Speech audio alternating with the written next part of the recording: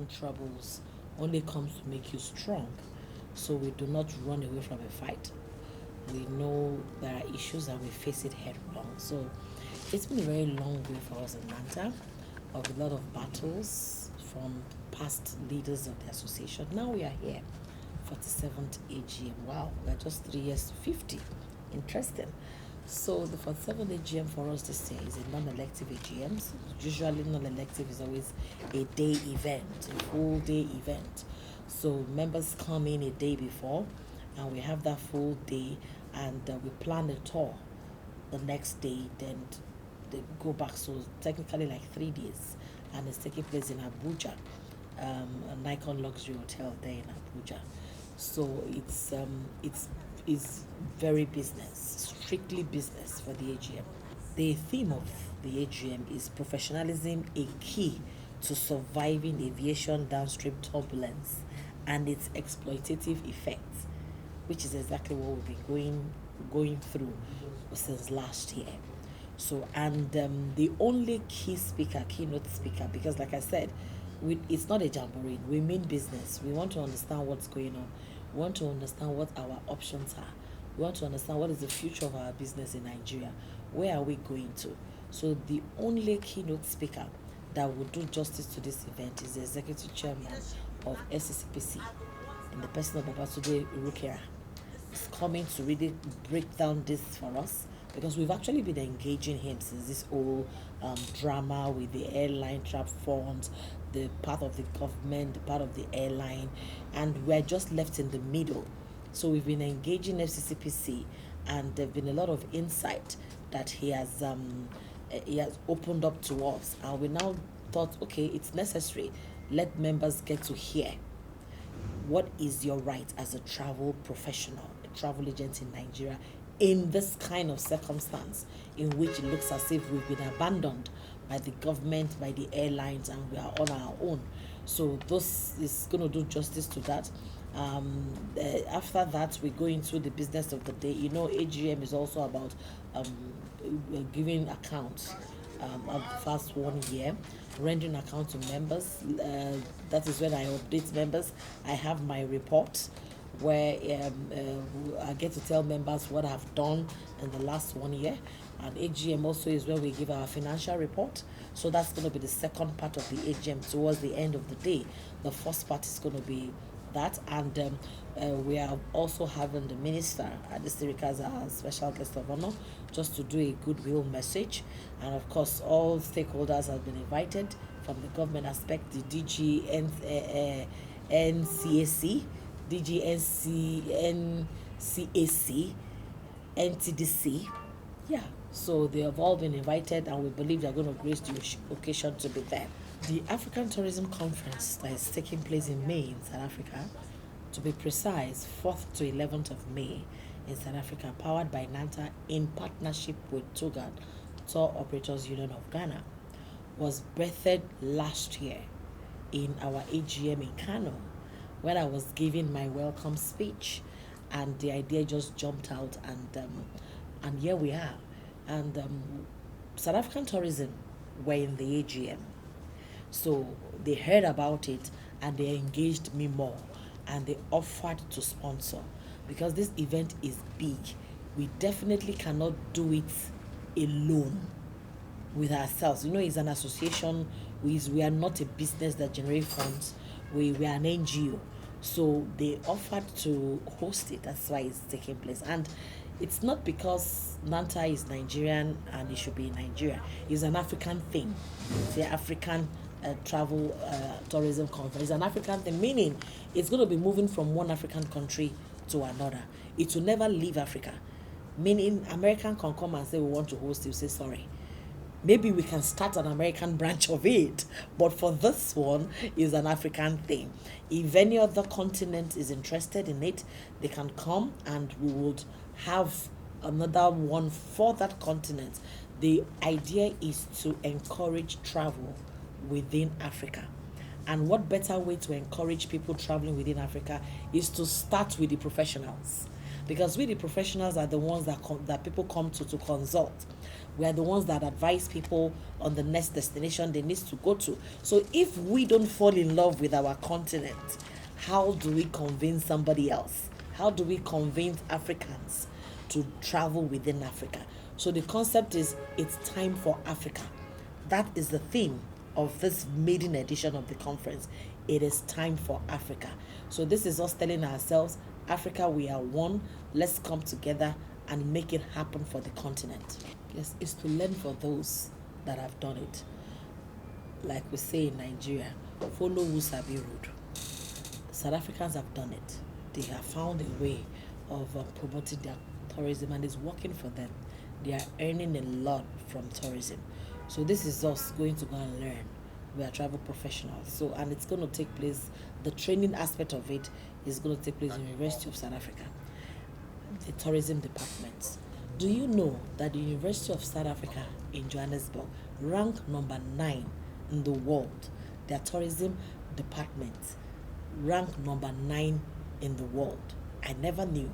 This conference we're holding was what brought that knowledge to me.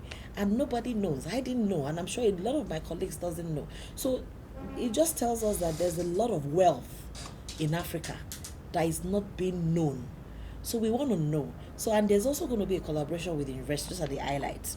The training and workshop section will be handled by the university, and they will be certified.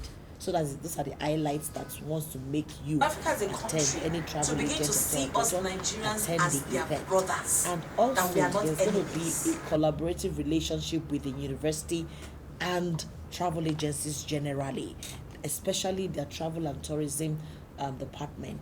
We're going to sign a form of relationship where we can begin to promote what they have. And of course, there's going to be a road show, by the university, because the university has already started planning to move around Africa. And they've mapped out Ghana and Nigeria as their first destination for a road show. And here we are having a program there. So it just shows that we are on the right path in whatever we are going to do. And like I said, it's all about the destination. It's all about falling in love with the destination. It's all about taking the travel professionals around Africa. They offered the hosting rights for the maiden one, and we are signing a 3-year hosting contract with them. And discussing this event with other African countries, Zimbabwe is already on the line, waiting to take over the hosting after South Africa, because it's an African thing. We need to be proud of who we are.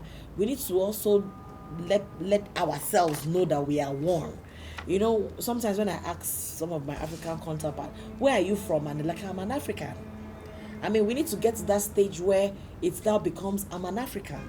If you meet a Ghanaian, I'm an African. If you meet a Nigerian, I'm an African. If you meet a Kenyan, I'm an African. If you meet an Egyptian, I'm an African. Remember what happened at the World Cup? For the first time in the history of Africa, Africa made the top, got to the knockout stage. It has never happened before. And the way the entire continent of Africa all came behind Morocco, supporting them. That is the spirit. They say football has the way of bringing people together. But I say tourism brings people more together. It makes you connected. It makes you understand the connection. Like I said, do you know again that KwaZulu-Natal, the Zulu people, their culture, their beliefs is very similar to the Fulanis? Oh yes, just like to the Fulanis of Nigeria, that the cow is very sacred to them. So also the Zulu man, the cow is sacred to them. So you see, the more you travel within Africa, the more you begin to understand that we are actually one. We are brothers and sisters that were separated somehow, and we moved into, and the landmass and geography and borders have separated us. So we want a situation where Africa should drop the borders and let it be one united African Union. Yes, tourism is a unifying factor. It's not just can be. It is actually a unifying factor, because in tourism, everybody loses themselves. You are free to be who you are. You are free to display your culture unbiased. Nobody looks down on you. Nobody thinks you are second-class citizen. It's a learning thing. I know knowledge is power. The more you know about people and their culture, the more respect for each other grows, the more understanding for each other grows, and definitely it now brings about living together. People cannot live together except they understand themselves. And how do you understand yourself? Is to learn about each other. So tourism is about learning about other people, and when you learn about other people, you appreciate them more. And when you know about other people, you respect them. Because sometimes we break rules of some people because we don't know their culture. But once we begin to understand it, then we know that, oh, this is what I've been doing. So it just leads to respect. So tourism is, it is not can be, it is a unifying factor. We just need to understand that. More products to sell. We survive on product. The more product that you have to sell, the more money you make. COVID happened and we were all done. I mean, the usual UAE and all those places we sell were all shut down. It was only Africa that never really shut down to itself. Other continents shut down to Africa, but Africa, there was still some form of movement. So tell me, as a travel professional, if the only thing you sell is UAE and America, what do you do in times of absolute shutdown? You are out of business. So for the travel professional, for the traveler, it's just opening their eyes and giving them more opportunities, collaborating more opportunities, giving them more products to sell. Now, the university is open to signing an MOU with us, University of Johannesburg, for us to have some form of partnership where we canvass for students because they're interested. They want to have a lot of Nigerian students coming. They were actually amazed that we have such a large travel community in Nigeria. So the relationship we metamorphose into, even when some of my members want to go ahead and increase their learning and take a program in the university, the relationship has made that happen. So that is where you start to gain. Even if it's not for you, you can begin to sell the Department of Travel and Tourism in the University of Johannesburg as a product. Just like you see study abroad program. When you see study abroad program, you're only seeing Canada, UK, US. Yeah. Meanwhile, we have a tourism department university that is number 9 in the world, and it's an African university. So why can't I also say study abroad, Johannesburg, University of Johannesburg? That's what I'm talking about. More products to sell. And more products to sell is more money. And possibly study in Nigeria. Lagos. Oh, yes. Akoka, Lagos. It's a two-way thing. It's a two-way thing. If as we go, we see what they have, we'll also let them know what we have. When they come in for the roadshow, it's the same thing. We will invite our own universities and all that, so they can as well know what we have, and it's a vice versa. So in a summary, the Africa Tourism Conference is a big deal for Nigeria. Not just Nigeria, but Africa as well. Yes, it is a big deal. Please, can you say that? African Tourism, yes. Travel and Tourism Conference, yes. It is a big deal for the continent. It might not seem that way now, because this is just the very first and maiden edition. We all know when there's a startup, the startup looks very ordinary. Sometimes it looks as if it's a waste of time. Yeah? But years down the line, I might even have left the scene. I might not even be maybe retired, yeah, and just moving around the world and ticking my bucket list, and boom, it becomes an in thing. Everybody wants to be there. So it's just a starting point. It might seem like nothing now, but it's actually a big deal. If you sit down and analyze the concept behind it, analyze what my leadership in NATA are the ones that bring to an end that might the be so-called the catapult. That might be the catalyst that Africa as a continent require to be able to stand apart with Europe, America, and even China.